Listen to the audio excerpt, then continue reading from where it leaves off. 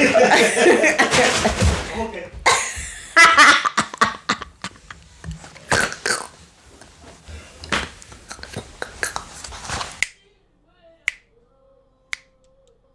Hi everyone, welcome back to our. We're laughing because it's like the 6th take. Welcome back again. Well, welcome back to our YouTube channel. It's been a while, hasn't it? Yeah, a very long. It's been a while. That's because we're not YouTubers, and so, but we still want to give you content because there's so much things we want to talk about. But when you say we're discuss. not YouTubers, But we're not. But we have a YouTube channel. We're not YouTubers like YouTubers. Yeah, exactly. Okay. But Can I? no, I'm just saying to clarify what you mean, because people might be like, what do you mean? But you have a YouTube channel. So, yeah. Go on. No. Obviously, you know how to do the intros. No. Go. No, I'm done. I hope you liked Fry's new song. He's actually done a few since then. Because, okay, you guys might not know this, but Fry is actually like an all-round creative. I know you like to be all like humble and stuff, but you are. And he does music, and he's got a YouTube channel, separate YouTube channel, where he just uploads music whenever he's just feeling creative. I don't really want to talk about it. It's in the link in the description. Check it out. Yeah. Okay. Yeah. Okay, so we want to get straight into... what about the last song? You're not going to mention the last song? No, I don't want to mention the last song. Why not? I'm sorry, okay? I'm not going to mention the last song. Let it go, baby, let it go. I know I let it fall. I'd rather settle down and set it off. We want to go straight into the topic for today, which is screens. I think it's something that we really need to speak about. I remember around 2003, 2004, that's when smartphones started coming out. Before that, you had the Nokia 3210s. Yeah. You'd make up your own ringtones for those who are old enough to remember. You'd have the game Snake on there. And they were very basic. You literally, in that generation, people memorized a lot of phone numbers. Because if your battery died, you had to go into phone boxes and dial people off the top of your head. And but as smartphones started coming out, everything changed. You have the internet at your hand. This whole thing is new, and we don't know yet really what the long-term consequences are, because the people that were born around 2003, 4, 5, and 6 are still in the formative stages of life. And so it's only another generation now until we truly see the full weight and implication of what screens and media and technology is really going to, how that's going to play out. So I think we wanted to put together this series, and I think our heart behind it was because we learned the hard way. So we've got 3 children, aged 4, 6, and 8. And as first-time parents with our firstborn, I think, the first time it's an experiment really when it comes to parenting. And then I think after that you learn from mistakes and you make improvements as you're reflective as a parent. And so we made a lot of mistakes with our firstborn with regards the whole issue with screens and technology. And I guess that's the heart behind, this particular series, because we've had to unlearn as well as learn. We've had to implement things. We've had to make improvements and changes. And so it's not coming from a place of judgment, but whereby we're thinking, okay, if other people can learn and not have to learn the hard way. Then we hope that it's a help and blessing to others. So I read a book called Glow Kids, which completely revolutionized so much of how I carried out homeschooling practices in the home. And Farai, you also read some material in preparation for a sermon that you were doing. What was the topic? I was actually preaching on how screens, technology, just basically mobile phones has affected spirituality. That we are, the first thing you do when you wake up is look at your phone. The last thing you do is look at your phone. We're constantly, we're traveling, we're looking at our phone. We go out on a date, we're both looking at our phones. I mean, it's phones, to the point that I think people's attention span, they actually said in a study that our attention span is actually worse than the goldfish. We always need stimulation. So this book that Effia read, Glow Kids, I mean, really in-depth and very powerful book. And so we're actually going to go through some of the thoughts in the book, but we really want to encourage every parent, especially if your children are still quite young, get this book. It'll revolutionize the way you see things. But hopefully some of what we'll share with you today will actually help with that. We're going to provide the link in the description box below to actually purchase in the book. But a lot of the content in the book and the language is very... there's a lot of jargon in it because the person who wrote the book, he has a psychological background.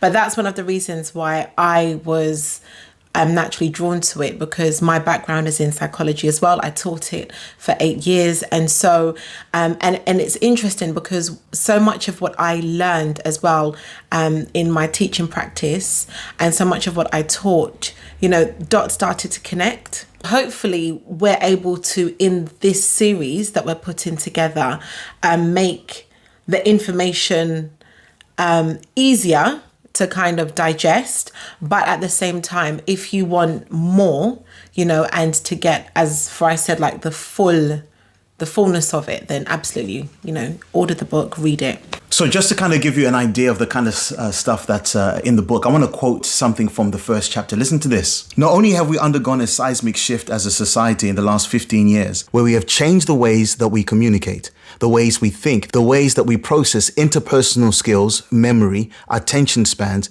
cognitive abilities, and mood and mental health have all atrophied and deteriorated as a result of our beloved screen time. When Benjamin was born, we didn't know any of this stuff. And so naturally, as parents, what you do, if you want a little bit of peace and a little bit of quiet, again, something that we very much understand is just give them a screen, give them a tablet, give them something, because it occupies them. They then become pacified and you can go on to do your regular chores or whatever it is.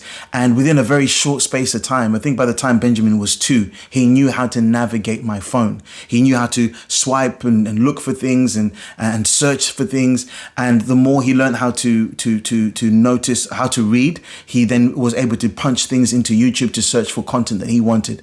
And we found absolutely nothing wrong with this.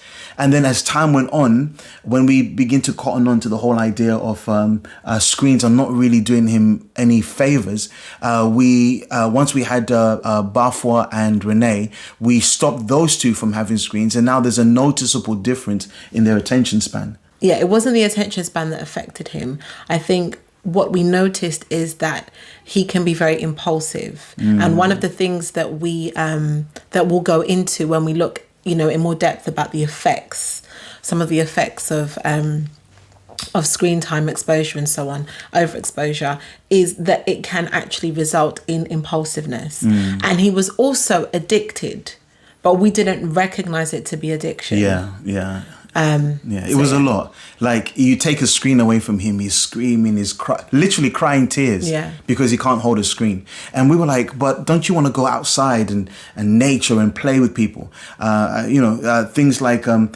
if you are around a group of people your age, at that age, the normal thing to do is to go out and play. Create a fantasy world, but be a character in some sort of story and run around, play it or hide and seek, not to all huddle together around a screen and see who can get the highest score. And when that screen is taken away from you, there's this guttural reaction, which we began to notice that's not normal. People it'd be like, oh, okay, fine, that thing's been taken away from me. Not the kind of reactions that he was having. Yeah, and one of the things that the book made me realise, and again, we're going to go into more detail about this, is that reaction is the response of addiction, and because you have removed the substance that they're addicted to from them, and that's how they, in their infantile stage, know how to express withdrawal. Withdrawal. So withdrawal symptom, more or less, Yeah, exactly. So I think, and the thing is, whenever we put a screen in front of him, it was always educational. So I think, in our minds, we justified it by he's learning, he's gaining something from this. And again, one of the wonderful things about the book, which we're going to go into detail about, is just is it educational though? Like, does the educational value outweigh the negative effects of, you know, the screen exposure? And as much as I think even in schools, for example, the narrative very much is this can actually enhance or support and aid learning, which I can see how it can. I think that some of the negative effects definitely outweigh, and it just, you know. Yeah, and it's all the studies that have been done recently that's bringing out all this stuff. Yeah. So we're not far into it enough to know what the long-term connotations are. But from the current studies that we have, we already know that we're headed in as a society in the wrong direction with this thing. And so there's some teachers have actually said that it's easier for some children to navigate through a phone than to play with building blocks. Like, they don't have the cognitive abilities to manipulate blocks and make them stand on each other. We're talking about toddlers here, little kids who've been pacified with phones. They can swipe phones, but they don't know how to just play with regular toys or to be social in a way that's normal. And I think this would probably be a good point to discuss, like, where we are as parents in terms of where we stand. We're not anti-screens. You know, we kind of made a standard, like, you shouldn't be peering over to watch people's phones. That's something that they will get told off about because, you know, we don't want them to be exposed to seeing something that they don't necessarily like pornography, for example. Like, if somebody has something that's inappropriate on their phone, you expose your child can be exposed to images that can have repercussions in the long term. Yeah.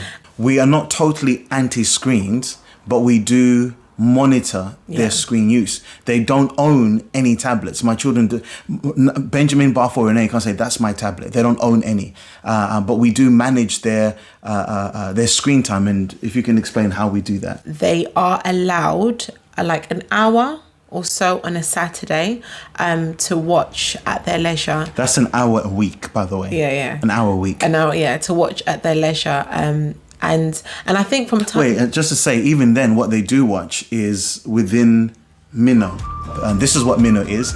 This is a Christian, what would you call it? Christian Netflix for children. It's Christian Netflix for children, basically. And so we know that whatever they watch on there, it's going to be wholesome, it's going to be good, it's going to teach them good values, the values that we believe in. But yeah, so, but we don't have a TV. We've never had a TV. Yeah, 16 married, years. Coming up to 16 years, yeah. But then at the same time, if they go somewhere and that person has a TV or that person's, you know, they have tablets or what have you, it's not like, we're not like, no, our children cannot, you know, we're just... you know, we're cool. But in our home, we just prefer for them to do things that are going to just be children, like how we grew up. Do you know what I mean? In terms of like going outside, using creativity and imagination, like things like that. Normal things, basically. Yeah. Basically, what we're saying is that technology in of itself is not evil. It's not inherently evil. It's how you use it and when you introduce it. So at some point in the world that we live in, all our children need to know how to use a mobile phone and how to navigate a tablet and use a computer and all these things. And so it's about the timing, though. A child needs to learn how to drive a car at some point, but you don't give the car keys to a 3-year-old to drive for you because you need a distraction. It can actually do more harm than good. And so what we do is we say, okay, let's give you a chance to develop the way nature has intended, that your mind will develop the way nature has intended. And then, you know, these things can be introduced when the brains of our children are actually able to handle it a lot more. Yeah. One of the things that they say in the book, and this is when I say they, like psychologists who've researched this thoroughly, is that age 10 is the ideal age to actually introduce screens. And I remember, like, when I read that, my jaw dropped. I just thought, wow.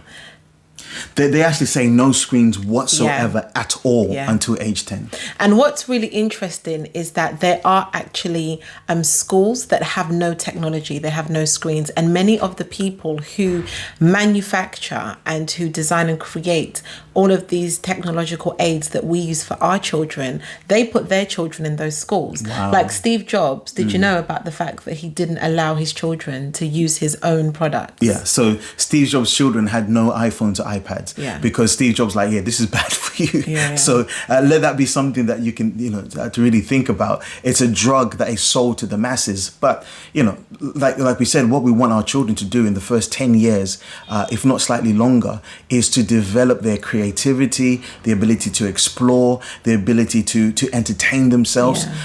It's actually okay for your children to be bored. Yeah, I think oftentimes as parents we can burden ourselves with the responsibility of entertaining our children, and we see boredom as a bad thing, but through boredom that's what's birthed so many wonderful things from children, because they have to learn how to entertain themselves. So at the end of the series we're actually going to give like suggestions, and that's something that's really important that I want to do, is give suggestions of things that we've actually done with our children to help kind of replace the use of screens. I wouldn't even say replace, to help them just develop. Not having screens is not something that we're missing out, or they don't have something that they should have.